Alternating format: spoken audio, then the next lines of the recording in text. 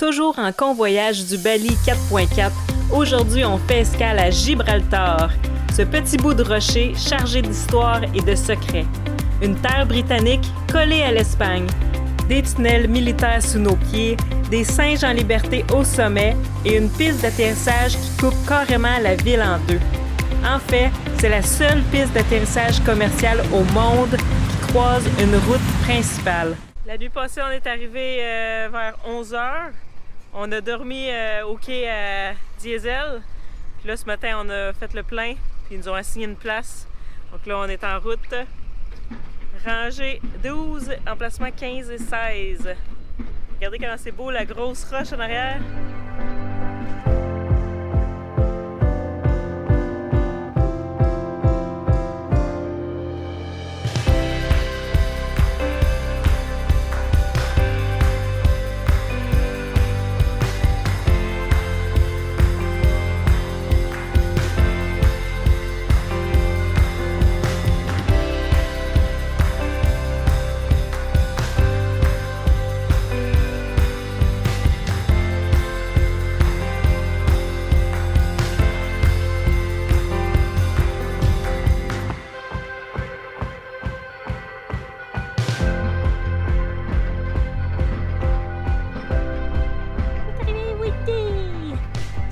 Marcher! Ouais! On est à quai à Gibraltar. Gibraltar, c'est un territoire du Royaume-Uni. Donc pour nous, c'est comme un nouveau pays sur notre liste. Check! Parce qu'on n'a jamais été au Royaume-Uni. Checkez la grosse roche derrière, c'est pas que vous voyez. Ouais, c'est magnifique. Immense le cap. On dirait le Dawn Wall dans le parc des Yosemite. Ah, c'est vrai. Et est aussi... ouais, abrupte. Abrupte. Magnifique. Ça va se promener. On vous amène avec nous.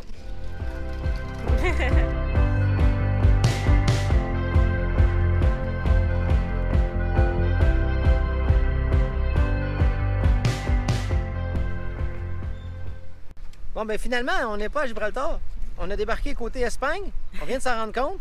Donc, de ce côté, c'est Gibraltar, là où on s'en va. Puis le bateau, il est à la marina, côté Espagne. Donc, fait qu'on est en terre espagnole. C'est ça, c'est quand même un nouveau pays parce que l'Espagne non plus, on l'avait jamais fait. Exact.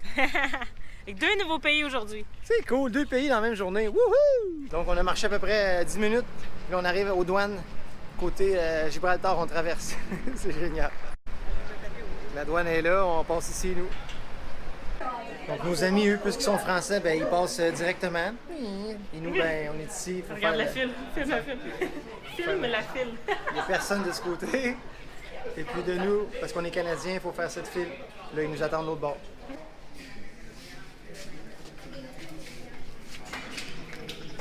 Rien à faire. Okay.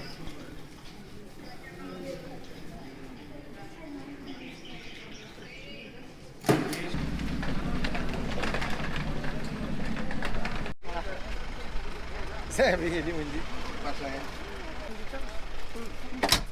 Ouais.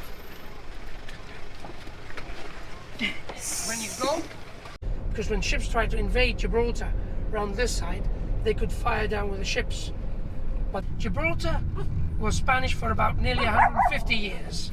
But in 1704, there was a treaty called the Treaty of Utrecht. There was no battles between Great Britain and Spain. But the Spanish, they still wanted this to be Spanish. But they signed an agreement and they gave it away for life. The British, what they did was, they did a bit of a trade in 1704. In 1704, part of Florida was British. So was Menorca. But Mallorca was Spanish. They stayed with Menorca, we stayed with Gibraltar. But today, unfortunately, they still want this to be Spanish. Yeah. We want to stay British, so it's an ongoing thing. Yeah. But it's going to be, this has been British for more than 322 years, and I doubt it's going to change. Donc là, on est juste à côté de la roche. On monte tranquillement. Puis ici, on a un endroit pour voir. On a Morocco devant qui appartient au Maroc, donc l'Afrique. Présentement, on est à Gibraltar et il y a l'Espagne. Donc c'est 3 continents dans le fond. Non, 3 pays, parce que c'est le continent européen, le continent africain. Puis là, tu as le Maroc, qui fait partie de l'Afrique. Tu as Gibraltar et l'Espagne qui font partie d'Europe. Ça fait que 2 continents et 3 pays. Voilà. C'est un peu mélangeant. Ouais, C'est un peu mélangeant. On apprend, on apprend. Ah ouais, Bienvenue dans la grotte Saint-Michel, l'un des endroits les plus mystérieux et spectaculaires de Gibraltar. En entrant ici, on a vraiment l'impression de plonger dans un autre monde. Cette grotte naturelle formée il y a des milliers d'années est remplie de stalactites et de stalagmites éclairée par un jeu de lumière féerique.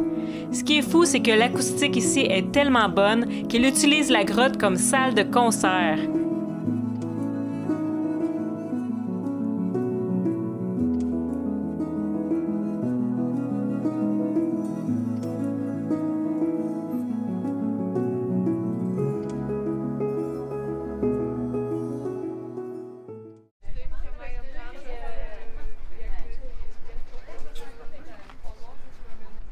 La vue est magnifique, on est de plus en plus haut sur la roche.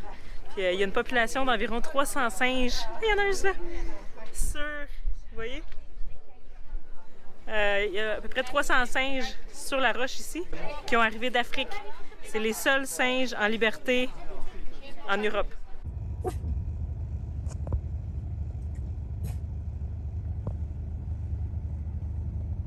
Je suis resté dans l'auto avec Wendy parce qu'il y a plein de singes dehors, puis là, ils sont vraiment curieux à propos de Wendy. Il faudrait pas qu'elle sorte en ce moment parce qu'il appellerait tous les autres singes, puis ça serait une catastrophe. Fait que, moi, je reste dans l'auto avec Wendy. Véronique est partie voir. On est rendu au haut de la montagne, de la roche de Gibraltar. Non, Wendy. Couche. Puis les singes sont vraiment curieux, là. Ils regardent en dedans dans la voiture, puis ils voient que c'est un chien, puis on dirait qu'il avertit ses autres amis. Ils disent « Hey, il y a un chien ici! » C'est drôle au bout. Puis les singes embarquent ces voitures. Ils sont libres. Évidemment, il manque pas de nourriture parce que tout le monde est nourri. Il essaie de le... He's putting faces to him. Ouais. You're in my territory. Ouais. This is my territory. Non, Wendy. Alright. And that's a small one. That's from probably about 2 Yeah, exactly. maybe 2.5 years.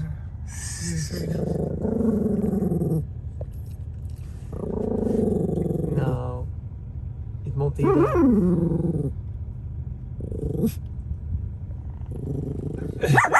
Non. Arrête.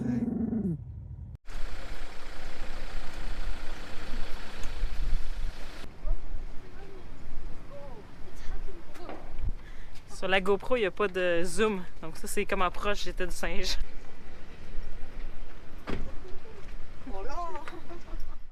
But during the Second World War, he needed to bring more troops and ammunition and things and supplies, so they built the airport. It was built in 1942. It was started, finished in 1944, a year before the Second World War finished. 2 years they built the airport.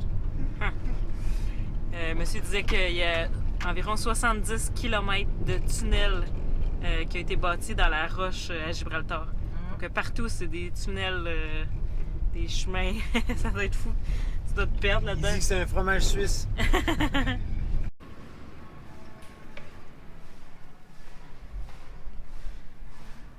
C'est un tunnel qui a été creusé à la main dans le temps de la guerre. Fou!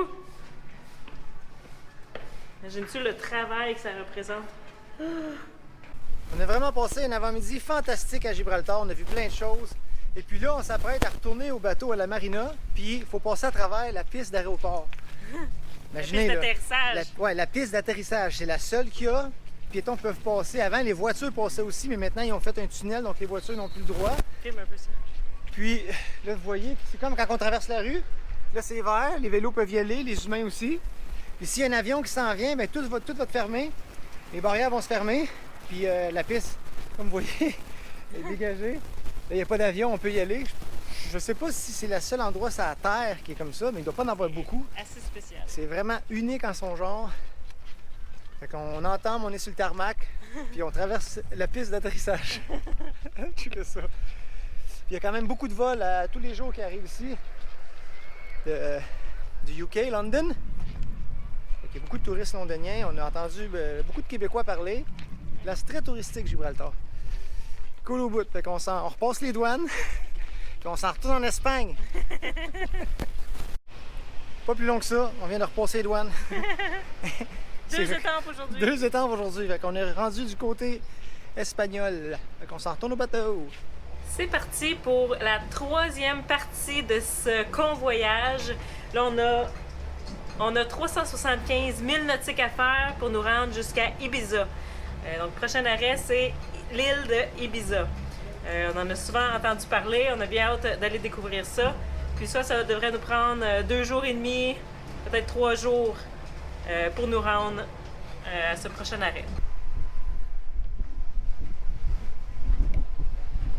Donc on dit au revoir à ce gros rocher qui est Gibraltar. Cap, droit devant. Ibiza! Les points rouges qu'on voit sur le génois, la voile d'avant, c'est l'endroit où on doit prendre les riz. Donc on voit, si on continue à l'enrouler jusqu'au premier point, ça veut dire qu'on a un riz sur le génois. Si on enroule le génois jusqu'au deuxième, ça veut dire qu'on a 2 riz sur le génois, puis jusqu'au troisième. C'est un indicatif, tu n'es pas obligé d'aller exactement sur les points, mais ça te donne une idée. Je suis venu me protéger en avant pour vous parler parce que derrière, le vent il souffle à 30-35, on a vu 38. Donc on est juste au génois. On a pris un riz dans le génois. Il est capable de prendre jusqu'à... Le premier riz, toute la voile c'est de 0 à 20 apparent. Et premier riz de 20 à 25. Le Bali adore le portant. Tous les catamarans aiment le portant. C'est l'allure qu'il préfère. Puis lui, puisqu'il y a beaucoup de fardage, ben, ça fait office de voile. Juste le fardage du bateau, on avancerait probablement à 400 nœuds, sans voile, tellement que ça avance. Donc ça va très bien. On a 7 de moyenne générale. Si on continue à ce rythme-là, on va le faire en 2 jours et 10 heures. Donc c'est excellent. Fait que Ibiza droit devant. La mer est quand même bien formée, mais quand tu vas avec les éléments, ben on sent rien. C'est super confortable dans le bateau, là. C'est génial. Je viens de passer les cargos, il y en avait énormément, ça passait de tout bord, tout côté. Puis la première fois que je vois ça, des pannes de cargos. Ça arrive des pannes, mais là, il y en avait 4 cargos en panne dans le même espace. On l'a entendu à la radio, donc ils étaient de travers. Les autres, ils sentent rien, là. Cette vague-là, pour eux, c'est rien. Mais les cargos étaient tous de travers. Ils se déplaçaient à un nœud. On ne comprenait pas au début qu'est-ce qui se passait, parce que tu peux pas mouiller là. Il y a 1000 mètres de fond. Donc, 4 cargos en panne en même temps. La remorqueuse s'en vient les réparer, j'imagine. Bref, on vient d'éviter cette zone, de sortir de cette zone. Oh, la grosse vague de vent. On prend bien la houle, ça surfe à 11-12 nœuds, 13 maximum qu'on a vu, c'est 12,6. Donc des beaux surfs, c'est génial. On est bien à l'intérieur du bateau. Dehors, ça souffle assez fort. Il y a du 35 nœuds de vent réel en rafale en ce moment. Le bateau se déplace à 6 nœuds, 7 nœuds. On a une moyenne de 7 nœuds. Une moyenne. Fait que souvent on a des surfs à beaucoup plus que ça. On vient juste d'aller enrouler un deuxième riz sur le génois parce qu'on avait vu du 27 nœuds apparent. Donc, tu vois, avec le premier riz, on pouvait aller jusqu'à 25. C'était bien de prendre un deuxième. Comme ça, ben là, on est bien. Mais là, le vent, il a réduit un peu. Il nous reste 317 milles nautiques à faire. Que ça va souffler comme ça toute la nuit. Puis demain, ça va être beaucoup plus calme. On savait que la première journée, c'était pour souffler. Mais on va faire beaucoup de distance. On a déjà fait 58 milles nautiques depuis le départ, en 8h10 minutes.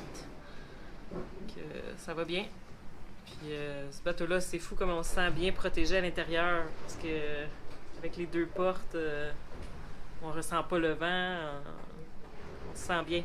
C'est quand on va dehors prendre un riz ou faire une manœuvre, quoi que ce soit, qu'on réalise la force du vent. C'est une autre histoire.